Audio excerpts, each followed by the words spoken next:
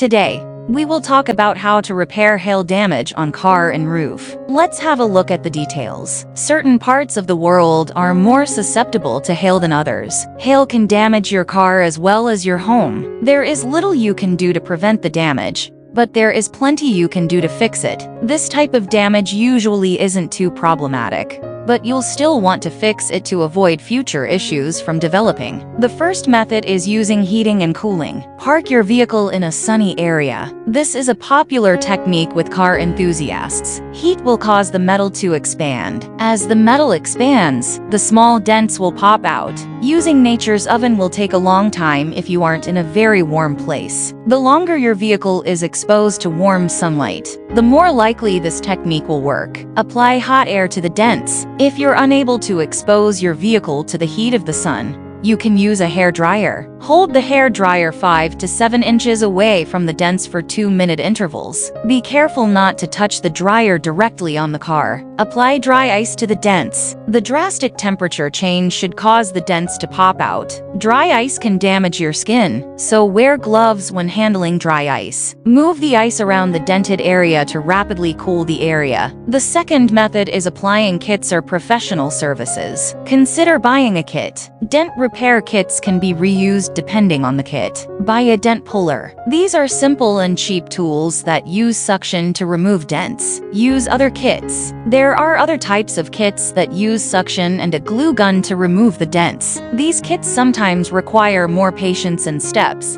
but can potentially have better results. They use an arched bridge system combined with a safe adhesive. Take the vehicle to a body shop. If you have insurance that covers hail damage, contact your insurance company to file a claim. Dent repairs are a cheap fix, and you're guaranteed the cleanest job. The third method is identifying hail damage on a house. Look at the weather. If you were out and unaware of a hailstorm, check your past weather forecast. Hail can damage the roof of a house just as dramatically as your vehicle. Examine asphalt shingles. Hail will have a different effect on the different types of roofs. For asphalt shingles, you'll notice random damage with no succinct pattern. The hail impressions will probably be black. You might also notice a loss of granules, and the asphalt will appear shiny. Examine wood shingles. Again, like the asphalt shingles, hail causes random damage without a clear pattern. Inspect clay-tiled roofs. Clay tiles, also known as terracotta roofs, commonly feature multiple fractures centered around a common impact point. The most sensitive sections of the roof are the corners and the overlays along the edges of the tiles. Inspect metal roofs. Metal-paneled roofs will rarely be punctured by hail. This style of roof is one of the sturdiest made. They seldom become dented because of the material and its proximity to the surface below. And